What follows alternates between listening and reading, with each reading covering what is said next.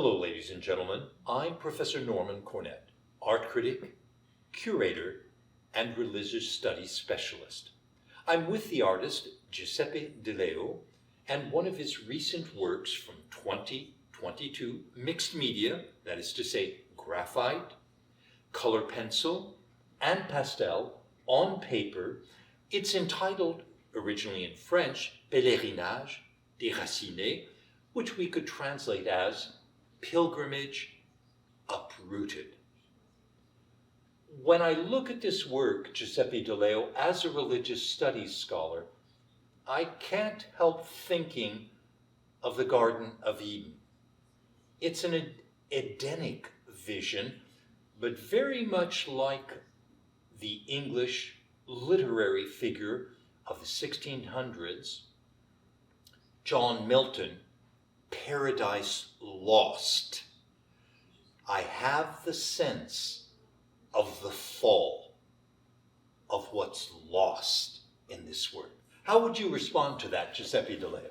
That's an interesting take, on the drawing in terms of loss and gain, and it's really essentially about a search, navigating to find some sense of wellness and well-being as we enter in a new domain. This was created during a time of the pandemic, where there was considerable amount of restrictions and isolation and alienation. And one of the ways to somehow subvert all this, for me anyway, and with a couple of other friends, would be through walks or journeys through wooded areas where I encountered much interesting, forms.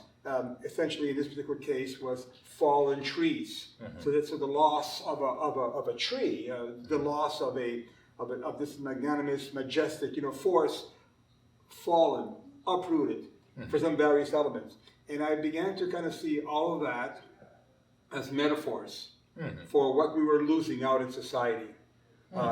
Connection with individuals, isolation, alienation, manifestation, political manifestations. So the fallen tree represented for me, actually was a metaphor for a fallen Eden, a lost paradise, but yet with the hope of searching or finding something. You see, the tree exposed, as it fell, exposed its roots. The root structure, the root system was very evident. It brought with it elements like other types of soil elements, but large boulders, the weight of that, the power of that tree. And I began to kind of make an interesting connection that the fallen tree essentially represented exposure. At the time, over the news, during this period, we were hearing exposures of indigenous graves being, brought up. So the idea of land, of what was lost, claiming, regaining, entering this kind of space was really, really critical and important for me. The tree, the fallen tree, the space represented all that. So the idea of Milton, your reference to Milton, in terms where he said at one point we were substantial to stand, but also to fall. That to me was quite an interesting kind of connection, and I'm happy you made that kind of connection. We were free to fall. We were substantial to and it deals with notions of finding oneself, the idea of being connected to something that we essentially lost, and in this case, it was nature, looking for something that was pure, that was unadulterated, that wasn't contaminated. So it's interesting to say that as we kept on walking every weekend for 3 hours for a 6-month period, seeing the changes of temperature, weather, seasons, the trees that were still standing ended up having a red ring around them. A red ring, which meant that these trees were destined now to be destroyed or cut because of the ash borer infestation. The same way coronavirus, the COVID infestation was somehow damaging our sense of being, our state. Here, the trees, nature was having its own kind of sense of destruction. Compositionally, I find this work, Pilgrimage Uprooted, quite destabilizing. Yes. First and foremost, because the roots are all the way up there. Right. When logically we would, it's almost as though you've created pictorially a paradigm shift. Exactly. The roots, once a tree, large trees we're talking about, the roots were larger than myself, were larger than life, were monstrous in a certain way. Hence, you see them up there too. But I kept looking at the ground as we were walking and navigating through these pathways in which we found, I mean, as anyone would hike. Early on, in the year before, during the fall, we came across foundations of 19th century dwellings, stone dwellings. We came across areas that were, seen as dump sites, where we would begin to find coils of mattresses and spoons and stuff that were left over. So the idea of walking and navigating and doing something within the land, such as excavating and digging and searching and finding, was all part of the idea. The whole thing was somewhat absurd in a certain kind of way, where these roots were, now exposed from the ground, seemed to really have captivated my attention. They were bizarre in their kind of formation, strong and strange, and allowed for an imaginative, entry. So the composition deals with the effect of the power of the essence of this nature, of this ride, of this kind of searching, finding, excavating, climbing, all part have been a kind of very electrifying, energy or form, if you will. Hence, the composition is based on this kind of very vibrant, exuberant and vigorous sensation of what I was feeling. And the whole thing was kind of, society was no longer as it was, as we knew it. The medical system was falling apart. Governments are trying to kind of, quickly find ways to somehow appease our concerns. There's an economical situation where supplies and resources were no longer available. How can that not have been measured in this? How can you try to leave that behind you, but nature took its place in a different way, and it was quite exciting to see these things happening, trying to take it all at once, bits and pieces all over. And the composition deals with that. These elements were found in different places, and I decided to kind of ramp them all together to explore that situation. Well, quite literally, in pilgrimage, Uprooted, the world is upside down, right? Topsy-turvy. Exactly. You referred to the use of metaphors. So, in many respects, this is a metaphor for what we lived during the pandemic. Absolutely, yes.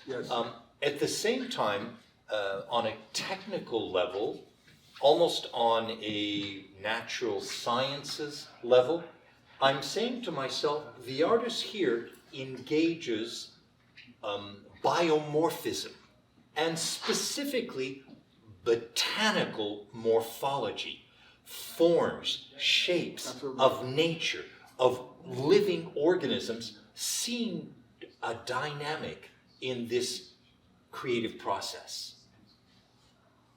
Absolutely. Again, it was my connection, my desire to unravel certain things and to bring about the exotic essence, of things that were botanical, that were biographically, sensational, in terms of finding these botanical elements, these forms, foliage, what have you, strange concoctions of elements that seem to kind of be somewhat invented, the way my imagination takes over. The figure is walking into, or found itself into, this landscape, just like you would have in 16th, 17th century anatomical drawings of in vivo of figures sectioned off in this kind of manner, with their exposed, flesh, muscles, what have you. So the morphism here is in part related to these kinds of things. As I began to engage with the natural elements of the area, I began to kind of bring in forms that were essentially not part of that landscape, but that resided in my mind in terms of experiences that I've had in other places, in other countries, in other areas, For example, like orchid-like, flowers here that you would actually have in there. Invented elements in here that have a kind of coral-like, form. These are places that I visited, that I've been to, that were somewhat harmonious. And I decided to kind of bring it all together in this kind of way.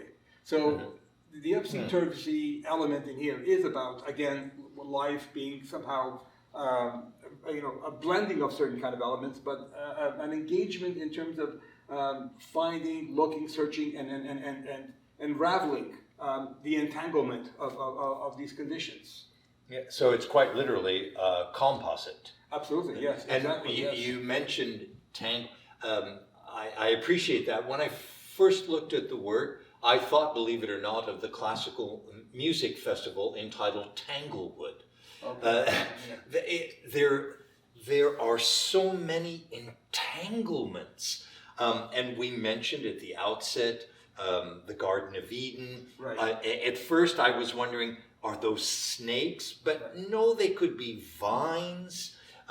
They could be tendrils. Right. There is something that's enveloping. And then here it's so meticulous. And yet, all of a sudden we see what look like pigtails.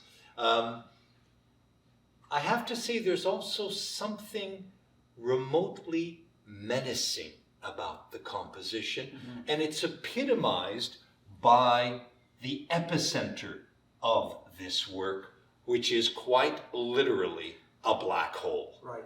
Okay. The braids reference the unmarked graves of residential schools. Indigenous girls, their braids, their hair was cut to somehow, this is the kind of Christian domain, to kind of unsavage, or, civilize. Absolutely. And the word savage was used, in text between bishops, So, and the braids are connected to the kind of sinewy elements of the root system. Again, related to land, root, uprooted, in terms of these were the indigenous, culture custodians, but even more stewards of land, and the deep connection that they had with the land. In this case here, was now again with exposed, say, graves, irrefutable proof is now very evident. So I just wanted to make a kind of interesting kind of connection to that, to the the other element in here too. You would have two birds, one feeding the other, and it's quite often mistaken as the larger bird being the adult bird. But essentially, it's a cuckoo bird, and it's being somehow treated by another different species. So in other words, the economics of care that we were somehow, that we have to kind of maintain and offer our parents, our friends who were in residences, the care that was not given to, children of residential schools, all of that comes into play. And this was not planned out. What was planned was just a figure in a large root, and how the root was going to actually, take on its shape or its form was intuitive, and this drawing took 3 months to do. So basically, during that 3-month period, a lot is going on. It's very interesting that you mentioned the cuckoo bird, which has the habit of laying its eggs in the nest of other birds, often much smaller. And those adult birds devote their lives to the young of another species that will outgrow them, which in effect, there you're bringing up symbiotic relationships, as it's called in biology, but quite practically, down to earth speaking, parasitical relationships, because with a cuckoo bird, it's parasitical. Right, you're right.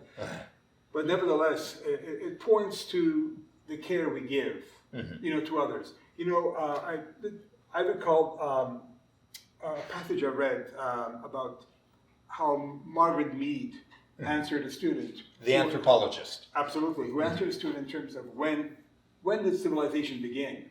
And the student expecting her to say, well, when we came across, when we invented certain kind of tools for us to somehow, survive and live, like, fish hooks, what have you, or nets, what have you. But she answered it was when a broken femur was healed.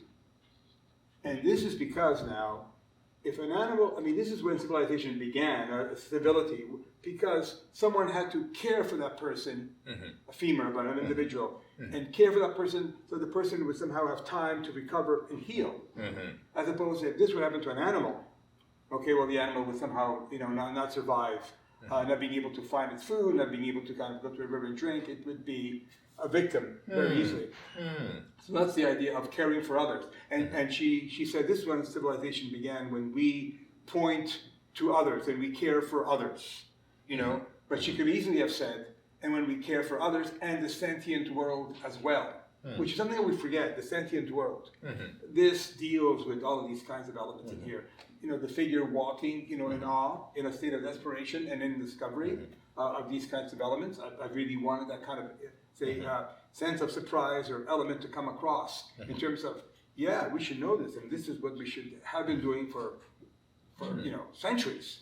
That's very interesting because you've previously referenced books of anatomy. And of course, in the Renaissance and thereafter, books of anatomy, which were used for medicine, for doctors, are works of art.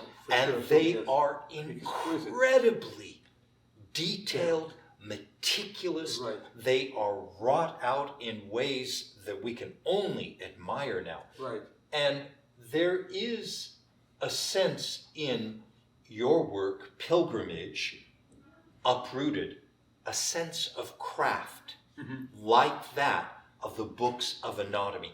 And that craft is specifically drawing. Yes. This is a drawing-based work. Absolutely. It's my Italian heritage, my connection to Italian art of that period. We're talking about the Renaissance, the Baroque, and whatever followed after. The kind of exquisite sensation or sense of representation, with sensitivity, with accurate sensitivity, faithful rendering, truthful recording. This somehow impressed upon me to a great degree, and I've always stayed with that and lived with that. And there's also something else too. As I was going through art school, college, university, and then my master's, but earlier on, the idea of achieving that kind of level of skill was very critical. Representation or being able to kind of represent the figure in a very descriptive way, essentially was about knowing the subject, knowing the subject very well. Just as you would have in anatomical drawings where, drawing were used to somehow edify, educate, upcoming medical students, what have you, with that sense of, at the time, as accurate as they could have possibly have been. So my connection to that is very, very deep in that way. And for some reason, I just kind of felt, it enabled me to kind of keep on going with this kind of, very profound inquiry. It's the lens par excellence in which we begin to kind of make sense of the world, and the complexity of, of the human, spirit and form. So the idea of cross-hatching, of detailing the form, of exposing a body in this kind of way, of the anatomical, exuberance of the figure, was akin to all of that element that still made an indelible impression on my mind. Yeah. Well, we talked about biomorphism, about botanical morphology, but here human anatomy is front and center, almost bigger than life. There is no single object in this entire composition that rivals the human anatomy. And I surmise it is a self-portrait. It is. It's one of the rare, few that I've done, this one here and the other drawing in the show too, where I've actually used myself. But in this particular case, as the roots are exposed, as knowledge of what we have discovered is exposed, I wanted the figure that was exposed itself too, exposed to the elements in this kind of manner. And I felt that this was the right way to somehow approach this particular drawing. Figure in terms of its, and as you would have in earlier figures, mythological and Greek figures in this kind of manner. I mean, this comes right from those lessons, of that period. It equally intrigues me. I've previously mentioned almost the Plato's cave that's in the middle of this composition. But if we look closely, we seem to perceive mythological creatures, and then combined with the complexity, the entanglements, the nexus that you've created, I can't help thinking of early 19th century New England poem, In the Forest Primeval. There is something mythological happening here. And I would even say, not unlike the breakout song of Sarah McLachlan, building a mystery here. It's as though visually you're building a mythology, building a mystery. It's a personal mythology.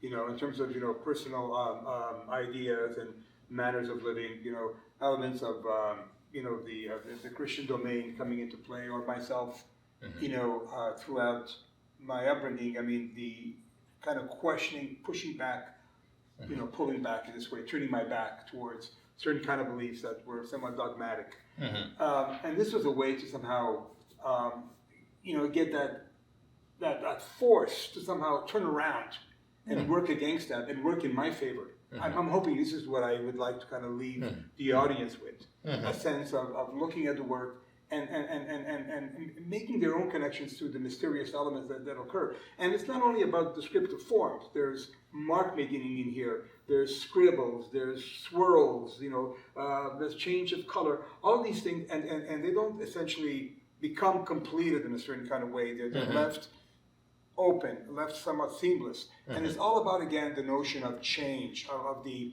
transience. The beauty of transience is essentially that precipice between living and dying, just that kind of moment where we don't, you know, mourn the loss, but we kind of celebrate the fact that it's beautiful in itself, that change itself is beautiful, that the notion of things coming together, mark making, swirls, you know, colorations, textures, all come to kind of together to kind of create this perhaps a theater of the absurd, a kind of very absurd kind of space. It's a very private space, private mythology in this way.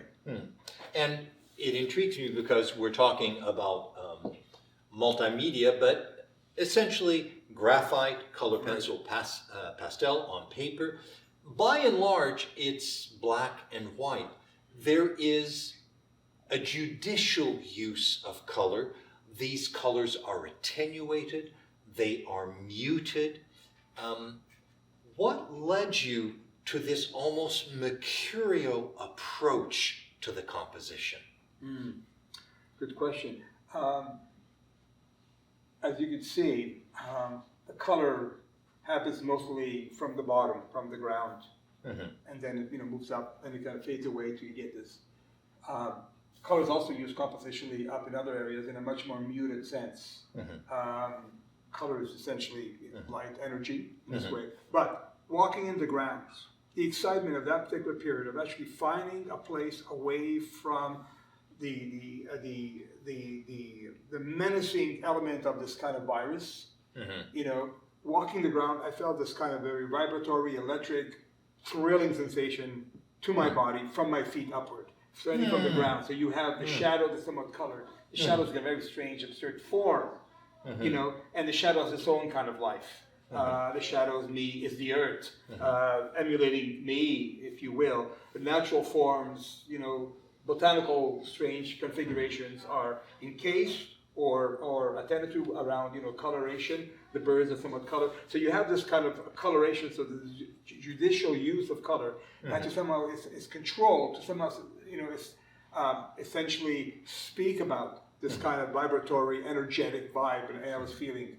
through this kind of ride, or this kind of walk, or this kind of field.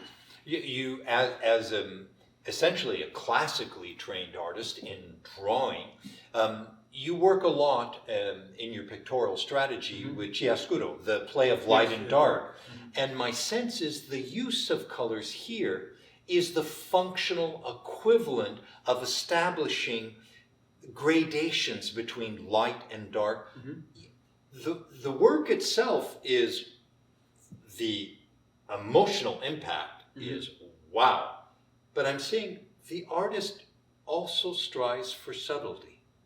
It's not an in your face. There is an endeavor to establish what I would call a chromatic sophistication. Right. In terms of, chromatic grays, chromatic, neutrals, if you will.